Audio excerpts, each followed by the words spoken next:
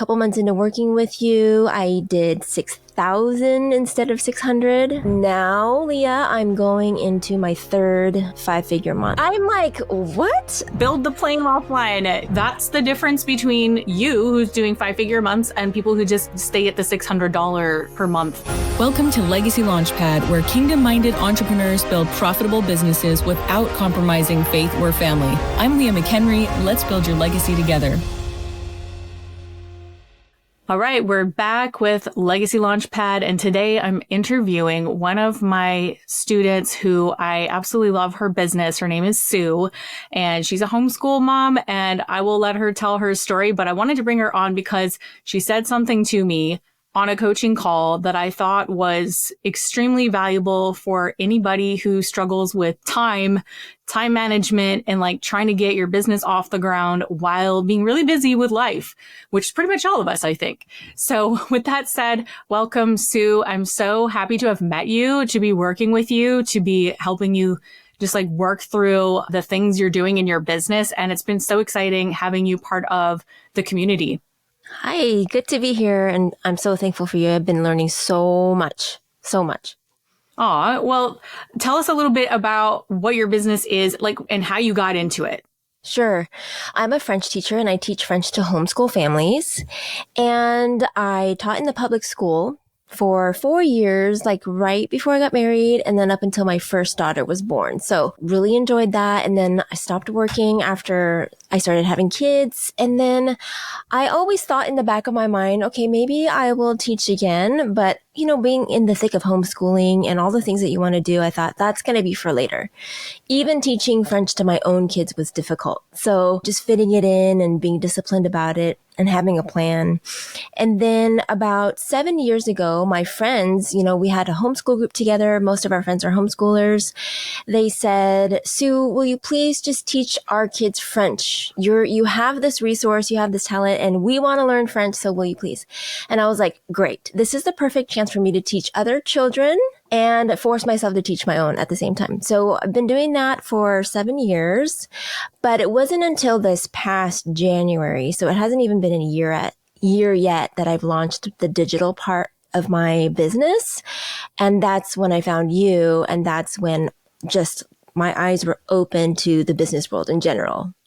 Okay, that's really cool. I love that.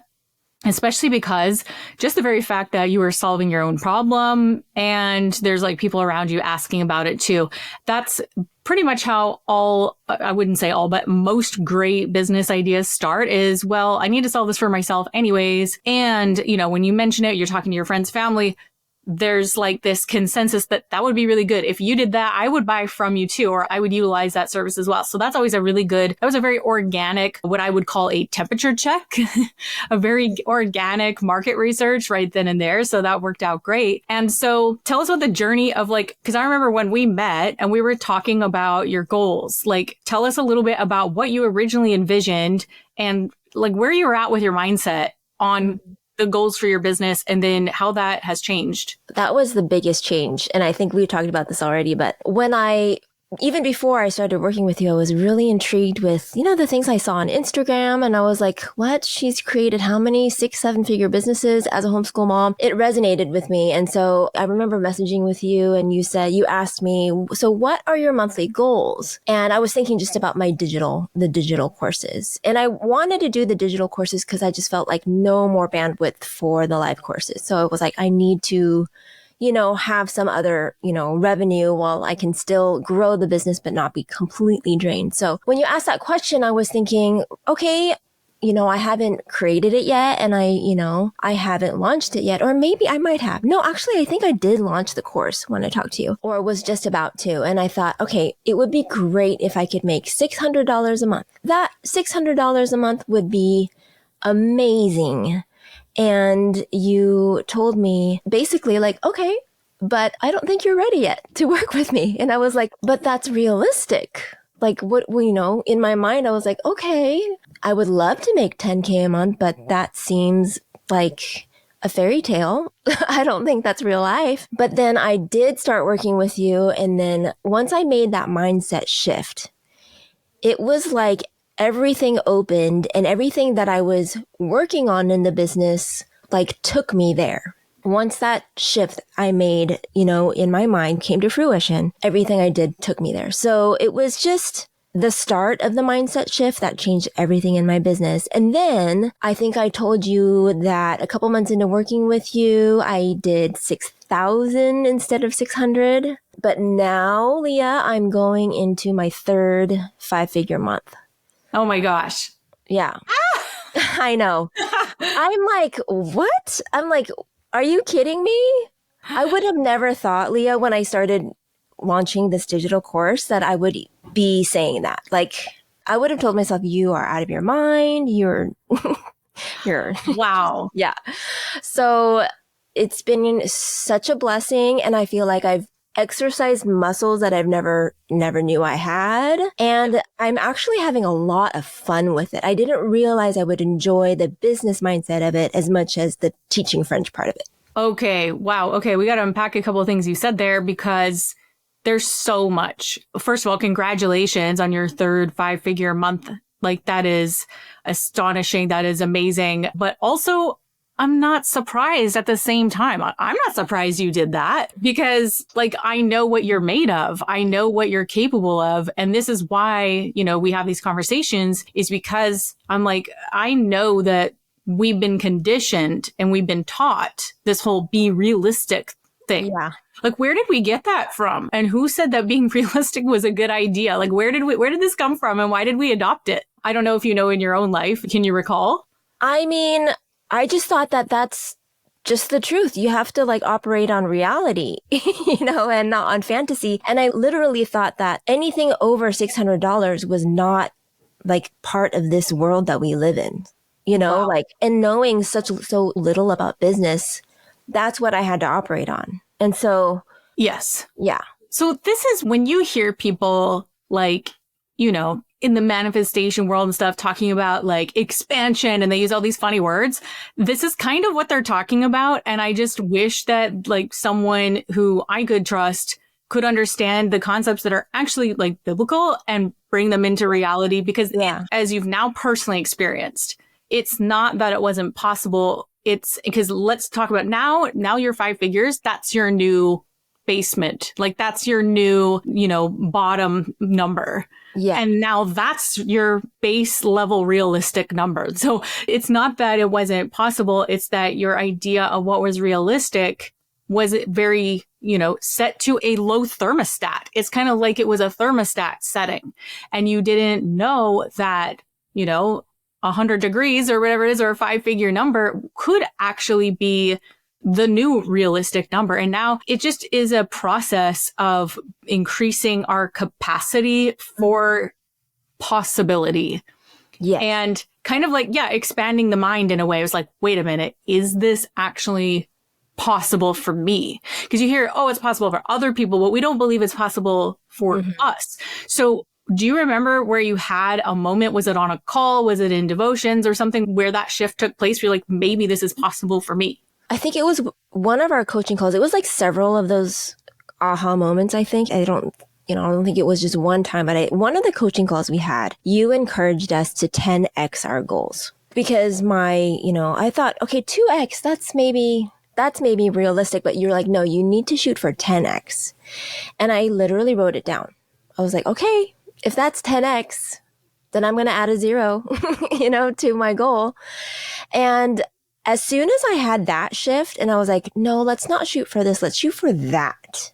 It was like another one of those moments where I thought, okay, I think I can actually pivot things and try to reach as much of my audience as possible to make that happen. Because it was also when people were responding to what I had created and when many people were saying, this is something I've been looking for. I've tried other things and this is what I've been looking for. I'm going to tell my friends. And once I had that, even just like the informal validation, I was like, okay, if 10 people from this small pool is telling me that, imagine how many others that I can reach. And so I think that 10x mindset, and then also seeing my product, just the validation, even just informally, and that. So I started my digital courses with, I want to say 200 people on my list, which is not that much, but I grew it as I was building it. So I think we talk a lot about, the minimum viable product. Even right now, I feel like I've been building the plane as I'm flying it. Yes, I was literally thinking about that in my head. Build the plane while flying it. Yes. Yeah. And it's the hardest thing to do because we're like, oh my goodness. But I feel like I'm in the air, I'm in the air and we're building it as we go. And I'm finding the people that it's like that perfect match, right? Of my passion, my skill, and then also the audience that's been looking for what I provide. Yes. And just the like-mindedness too. I'm just meeting so many amazing other moms, homeschool moms that I feel like I could be friends with. But yeah, it was that 10X mindset and also just like building it as I go and making the necessary changes to reach my audience. And I mean, I'm always learning just constantly. So that is absolutely brilliant what you just said there. The whole concept of building the plane while flying it rather than let me build the plane first and make sure and let me, take it to the mechanic and let me get people's opinion and let me make sure it's all good before I even turn on the engine. That's the difference between you who's doing 5-figure months and people who just stay at the $600 per month as a goal. It's all the difference in the world. My favorite thing is duct tape and super glue because that's what happens when you build a plane while flying it. And I've even heard really well-known, marketers and people who've been around for ages. And they say my best offers and my best, the most money I make comes from literally throwing together an offer and throwing it out there and typos and with messy, ugly sales pages, even none of that really matters. What really matters is, like you said, connecting with the right people, with the right message, at the right time, with the right price point and making it all kind of work.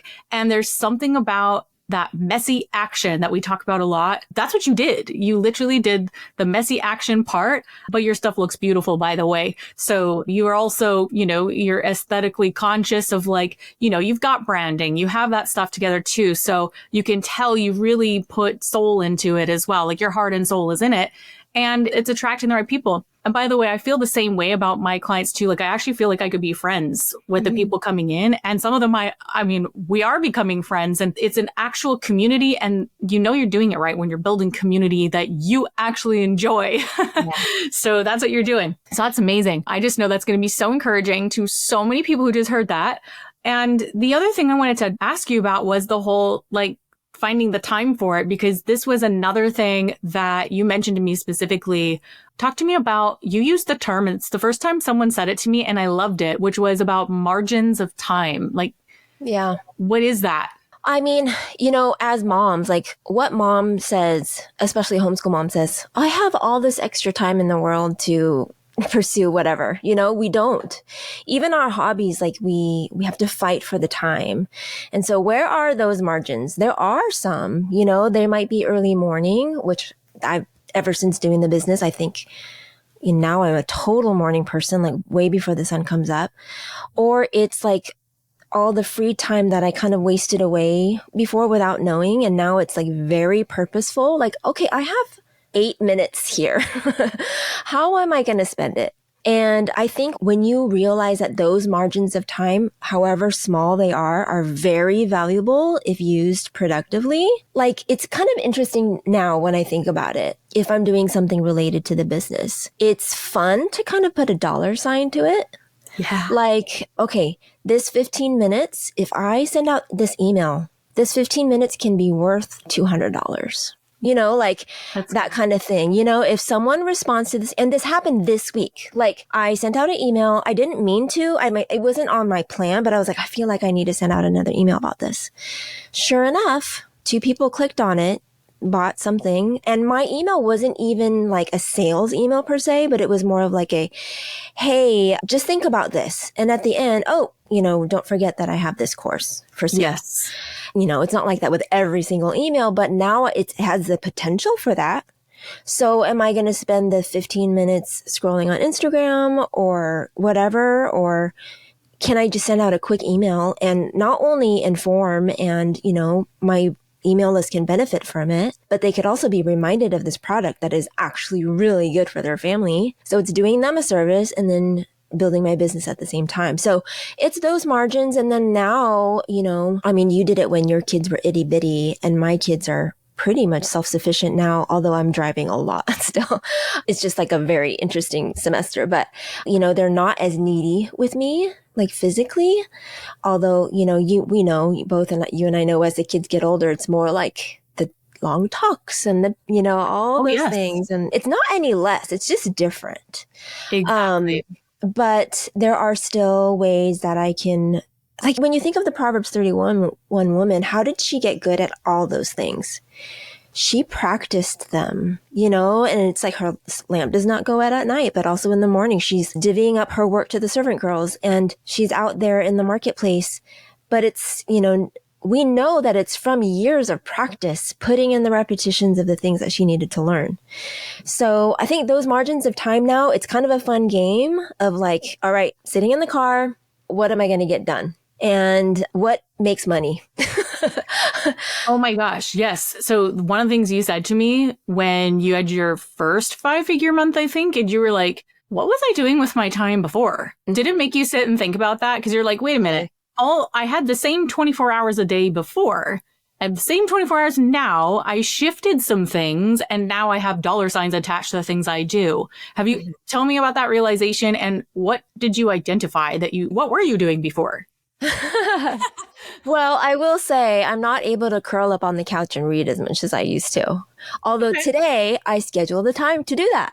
Okay. I was like, I'm going to have my tea and I'm going to read these 2 books. And it was very intentional. And I enjoyed it. Like it was precious to me, because I'm not able to do that as much as I used to. But I'm also like, hey, I don't know when grandkids are coming. It's going to get even busier then. So I just want to, while I'm still super healthy and strong, and I just want to make the most of it. But I do think like, okay, what was I doing before? I just feel like now maybe there are more than 24 hours in a day now. I don't know. It just feels like, I'm tired too. I mean, it's a lot of work. Absolutely. But yeah. Let's not make it sound like we're not trying to make it sound like this is a piece of cake. Otherwise, everybody would be rich and famous and would be experiencing 5-figure months, but not everybody's willing to do what it takes. I think what you're describing is the law of 5 loaves and 2 fish, where it's like, I don't know how I actually got all that done. When I think back to, I'm turning 41 next month, and I think about the things that have happened in my life, and I feel like the first 20 years of my life were kind of wasted. They weren't a waste. God was using stuff there. But when I think of the potential I could have reached, I feel like there was a lot of wasted time. And then I think, okay, since I got married and had kids, that's really when my life began. And I think, okay, I had 5 children. I wrote a book. I actually wrote 2. One unpublished, and then I've done 6 studio albums. I've created 3 7-figure. When I think about that, and I'm looking at it all, I'm like, how the heck did I do that? I really don't know. And I think it's the law of 5 loaves and 2 fish, where God just like multiplies stuff. When you set an intention, you're like, Lord, I need your blessing on this. Unless Lord builds the house, he labors in vain who builds it. So if I could get your blessing on this, that'd be great. Mm-hmm. And let me go to work and let me steward my time, like the parable of the talents, and like actually try to bring an ROI here with my time. And he blesses it and he multiplies it. And before you know it, you've accomplished the most incredible things that you didn't even know you could do. And then you've done it. And now you wondered how you did it. And that is really, it's a bit of a mystery. Something kind of neat happens there when we just put our intention and we're diligent and we do it. And it absolutely takes hard work and it takes sacrifice. So yeah, we're not curling up on the couch every day. I mean, I'm in a season like that too myself, where I'm getting up at 5 a.m. and I'm doing writing and I'm sitting down, and there are days where I feel the resistance. I feel resistance. I'm like, I should check my calendar. I should check Slack messages. And I feel all that. We all do, but it's the discipline of just sticking to the thing we said we were going to do and, pushing through that resistance, that's where there's this huge reward on the other side. And things like building a program or writing a book or whatever, sometimes you don't see necessarily the fruits overnight of that, especially with something like a book. It could take months or whatever. And I think you've just done such a great job of explaining how you've shifted your priorities and your tasks and looking at the potential return on investment of those tasks, whether they're small or big. And I also really love that you said, hey, you're scheduling intentional time for the things you love. Like that for you, that probably fills up your tank, like reading on the couch with tea. Like I get that too. And I'm starting to put that back in my schedule too. I need to be reading. I'm definitely a reader as well. So there's just so much wisdom in everything you said there. The part where you said, the 5 loaves and 2 fish. And I do feel like looking back on this year, I'm like, really, how did I get all that done?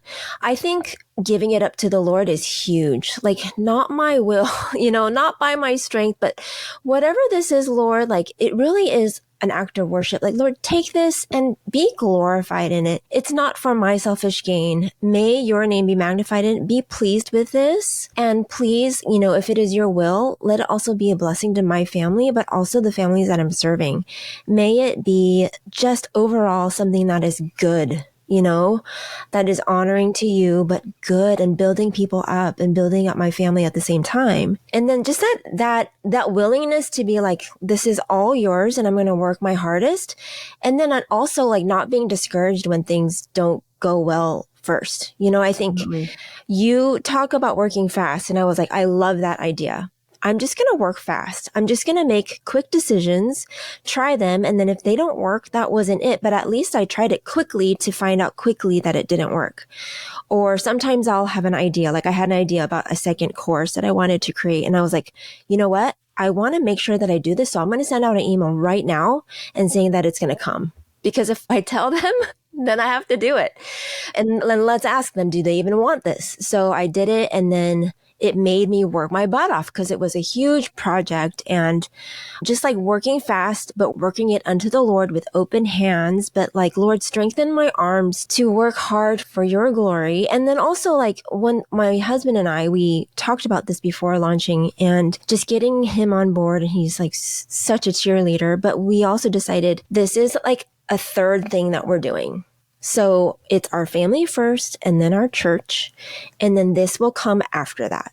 So the first 2 will not be compromised. But if we can fit it in, let's just go all out.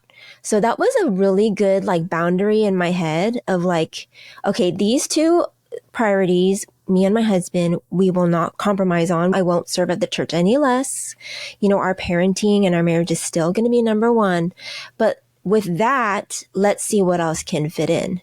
And just all of that, I feel like has been a blessing as well. Like, let's give it to the Lord, but also let's figure out our family priorities and see what else we can add in there. That is genius. That is brilliant, because I think a lot of people think that, well, there's assumptions made, right? That if you're successful in business, well, you clearly have been compromising as a mother. Like there's no way. And it's the same limiting belief that I think that what's realistic, it's in the same camp of what's actually possible. And that's actually something that I remember you told me. You're like, I do not want to compromise my family. Like we're very involved in our church, and like, how's this all going to work? Like, can I actually be I want to be a dedicated wife and mother. I want to be involved in my church. And how do I do this? And you're doing it. You are literally doing it. And I think you told me you're actually doing less than you were before. Like it's all hard work, but you're doing, I think it's because the effort versus reward output is completely changed now. Yeah. Right? Yeah. So that is just so encouraging. And I love, and by the way, what's the main involvement that you're doing at your church? Yeah. My husband's an elder at the church. So a lot of just, he's involved with leading the church with the other pastors and elders. And then we lead a life group. They come over every twice a month and we have dinner together, and then just counseling on the side, premarital counseling. We're both involved in the music ministry as well. So yes. So it's very full. It's very full. It's our joy. We love it. And it's, yes. Our kids are in it as well. And yeah, and I'm thankful. The Lord has been so good, so kind. Oh, yeah. I absolutely love that. Is there anything you would like to encourage listeners or other people in our community with before we sign off? Because this has just been it's blessed my soul to just hear you speak about this. I'm so happy for you and your family. This is the beginning of, I think, something very exciting. It's already exciting, but it's going to grow, which I look forward to helping you if I can.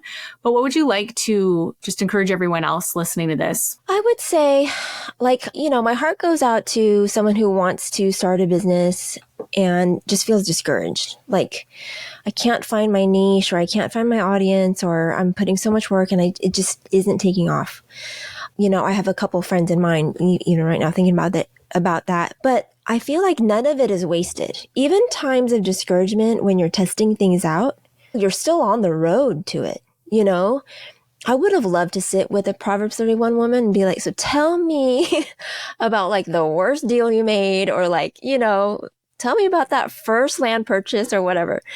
Every opportunity is an opportunity just to learn, you know, and continue to take it to the Lord, ask for wisdom on like where to pivot, and obviously hire a coach, you know, and have someone. It's been really good for me. I feel like working with you, I just got here faster, way faster. It would have taken me so much longer. And that's my philosophy. I'm always looking to work with people who they're going to succeed with or without me because it's inside of them, but they know that if they work with someone, they'll just get there so much faster, and they'll just cut out a lot of the pain that they don't necessarily have to go through. So I know that's what I've done as well.